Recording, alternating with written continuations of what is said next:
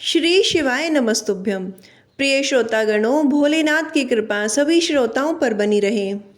आज हम श्रवण करेंगे श्रावण मास महात्म्य का तीसरे दिन का अध्याय।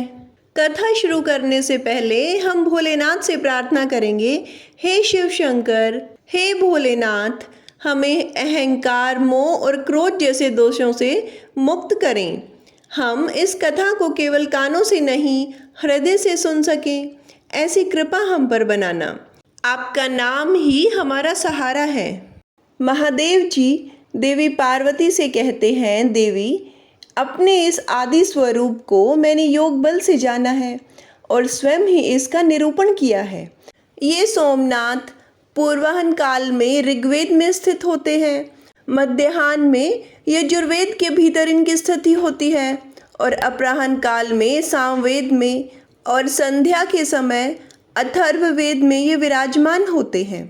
मैं अंधकार से परे सूर्य के समान प्रकाशमान इस अंतर्यामी महापुरुष सोमेश्वर को जानता हूँ। इनको ही जानकर मनुष्य कभी मृत्यु को प्राप्त नहीं होता, अर्थात वह मुक्त हो जाता है। मनुष्य की मुक्ति के लिए दूसरा कोई मार्ग नहीं है। देवी पार्वती इस प्रकार महामहिमाशाली सोमनाथ के महात्म्य का दिग्दर्शन मात्र कराया गया है।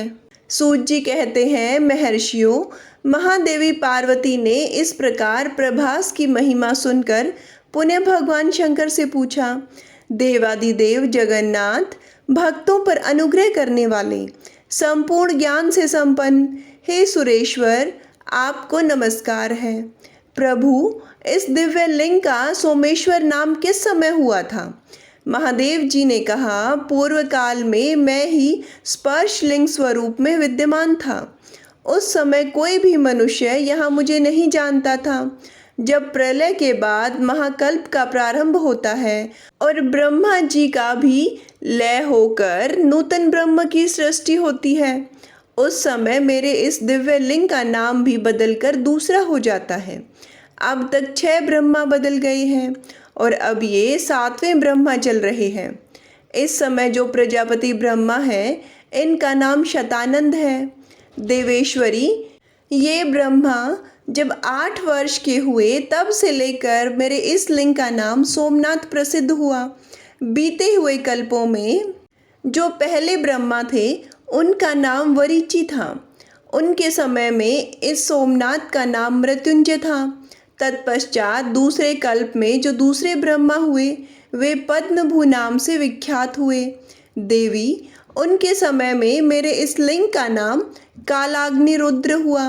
तीसरे ब्रह्मा की प्रसिद्धि स्वयंभू नाम से हुई। उस समय सोमनाथ का नाम अमृतेश था। चौथे ब्रह्मा प्रमेष्टि नाम से विख्यात हुए। उस समय उनका नाम अनाम्य था। 5वें ब्रह्मा सुरज्येष्ठ नाम से विख्यात हुए। उस समय सोमेश्वर देव का नाम कृतिवास था। 6ठे ब्रह्मा का नाम हेमगर्भ था। उनके समय में सोमनाथ का नाम भैरवनाथ रखा गया था।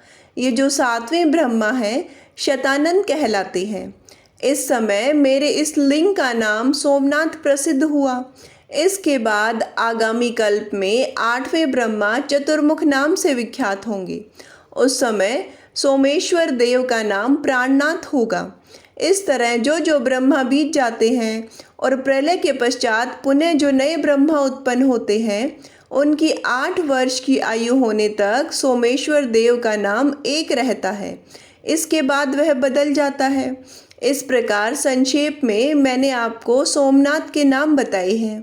पार्वती देवी बोली, देव देवेश्वर, मनुष्यों के ऊपर दया करने के लिए मैं भी आपके साथ बार बार प्रकट हुई हूँ। उस समय मेरे कौन कौन से नाम हुए हैं, यह भी बताइए। महादेव जी ने कहा, आदि काल में तुम्हारा नाम जगन माता था, दूसरे में जगध्योनी, तीसरे में शांभवी, चौथे में विश्वरूपिणी, 5वें में नंदिनी, 6ठे में गणअंबिका तथा 7वें में तुम्हारा नाम विभूति हुआ है।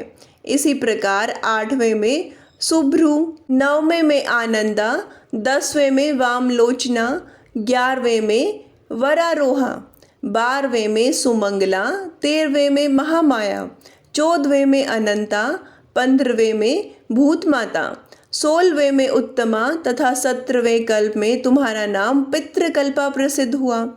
तत्पश्चात तुम दक्ष कन्या सती के नाम से प्रसिद्ध हुई। उस समय दक्ष द्वारा अपमानित होने से तुमने अपना शरीर त्याग दिया। तदंतर 12 कल्प आने पर पुनः हिमवान ने तुम्हारी आराधना करके तुम्हें पुत्री रूप में प्राप्त किया। उसके बाद अत्यंत दुष्कर एवं अद्भुत तपस्या करके आपने मुझे पति रूप में पाया और पार्वती नाम से प्रसिद्ध हुई। देवी, जब तक इस कल्प का अंत होगा तब तक मैं आपके साथ कैलाश पर्वत पर क्रीड़ा करूंगा। द्वापर में महिषासुर का वध करने के लिए आप भगवान विष्णु के साथ कृष्ण पिंगला नाम से प्रकट हुई। तब से कात्यायनी और दुर्गा आदि विविध नामों से तुम 9 कोटि भेद के साथ वसुधरा तल पर प्रकट हुई।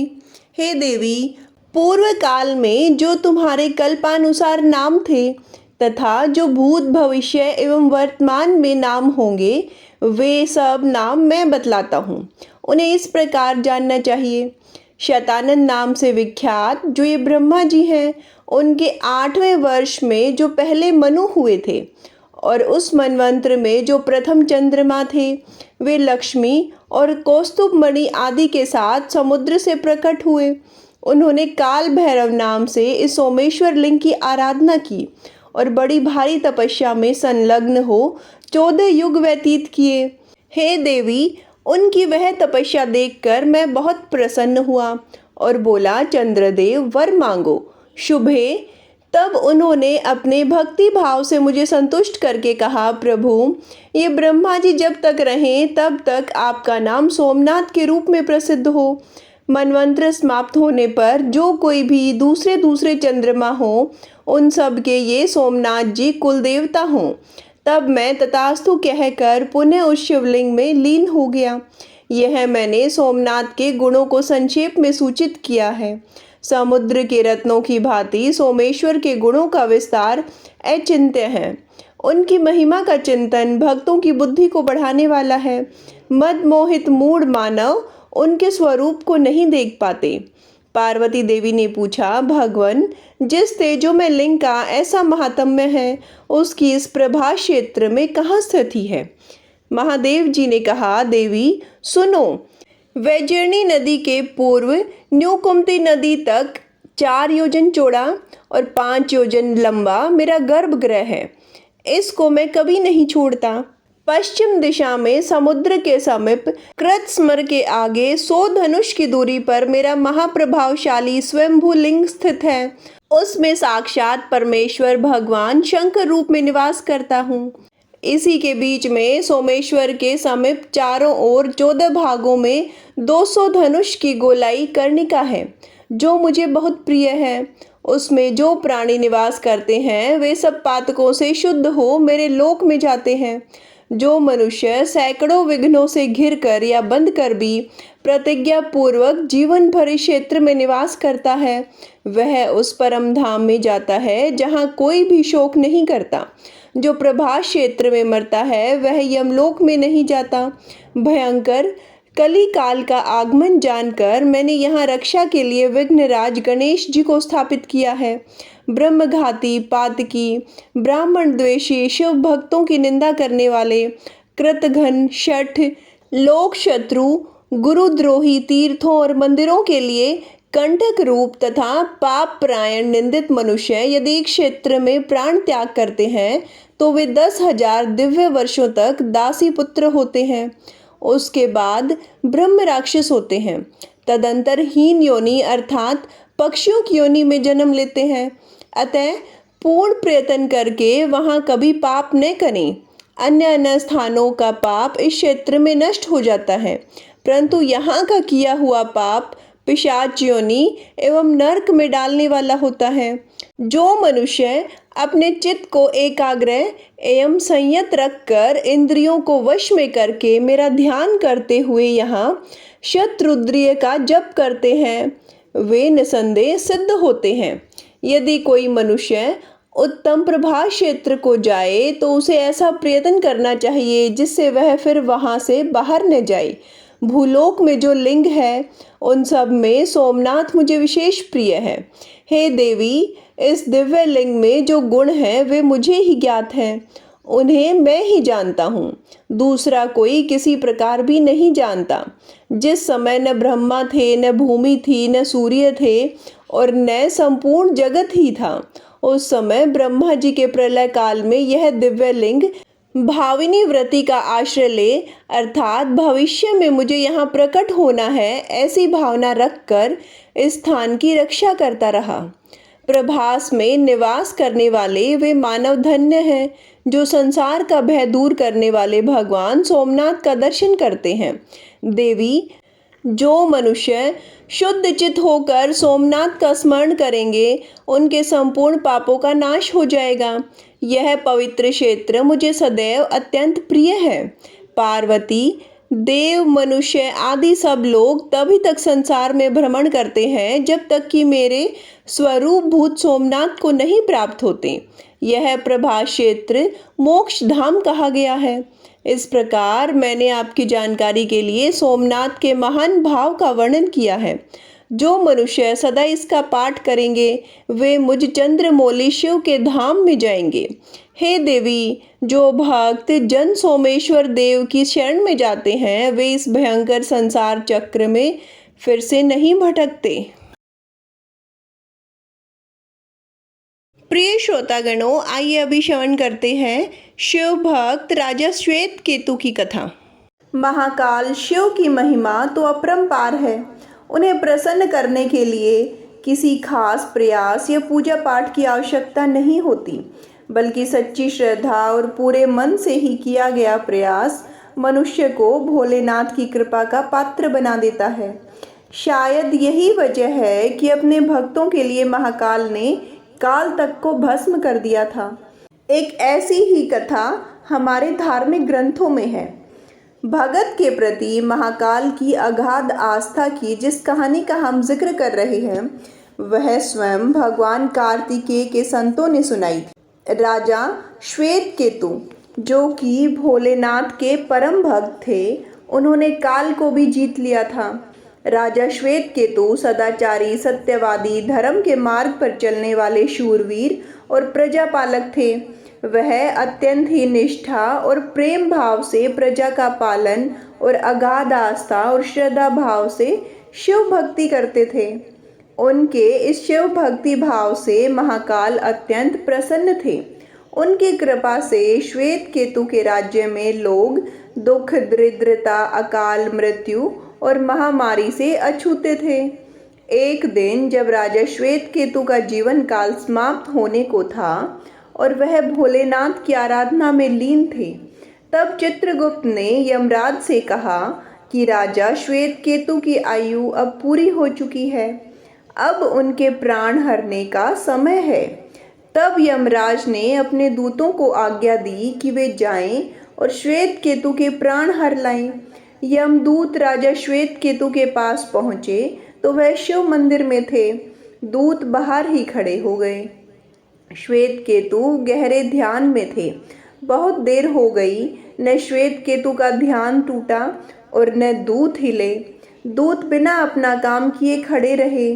जब वे वापस नहीं पहुँचे तो यमराज ने विलंब होते देखा तो काल दंड को संभाला और खुद ही चल पड़े।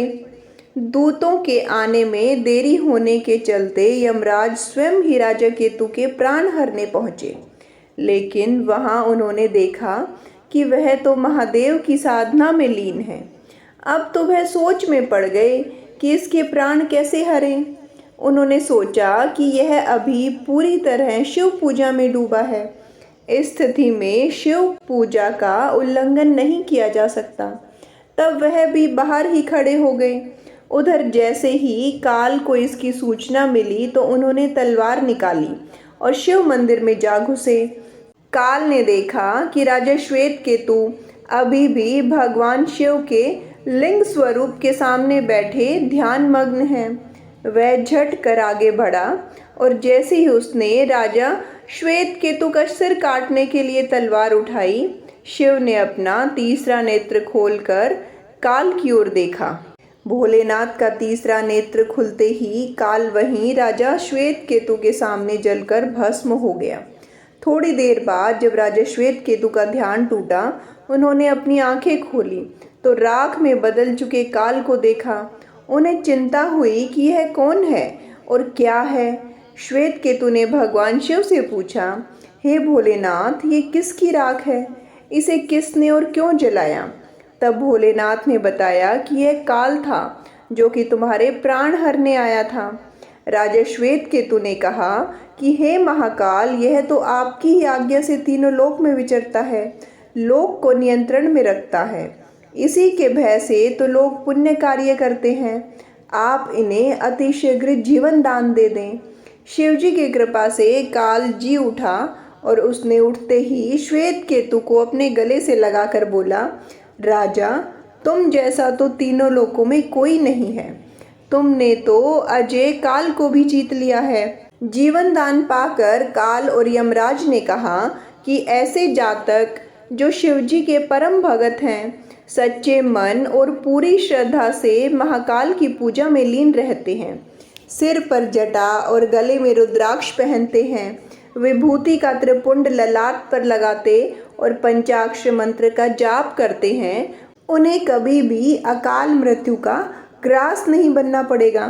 कथा के अनुसार इस आशीर्वाद के बाद श्वेत केतु ने लंबे समय तक राज किया और फिर महाकाल की कृपा पाकर उनमें ही विलीन हो गए। प्रिय श्रोतागणों, यह थी महाकाल के भक्त की एक अद्भुत कथा। जय भोलेनाथ।